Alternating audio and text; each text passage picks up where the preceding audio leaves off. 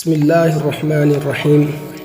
حضرت آدم علیہ السلام وہ پہلے انسان ہیں جن سے دنیا میں بسنے والے انسانوں کی ابتدا ہوئی۔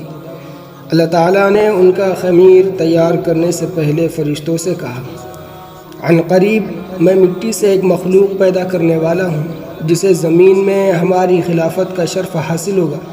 چنانچہ حضرت آدم علیہ السلام کا خمیر مٹی سے گوندا گیا، پھر اللہ تعالیٰ نے اس میں روح پھونک دی تو دیکھتے ہی وہ زندہ انسان بن گئے۔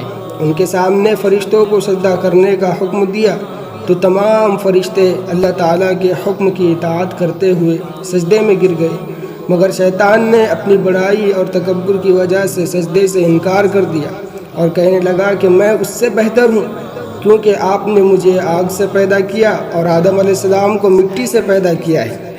اس طرح شیطان ہمیشہ کے لیے اللہ کی لعنت کا مستحق بن گیا، پھر اسی وقت سے وہ آدم علیہ السلام اور ان کی اولاد کا دشمن بن گیا۔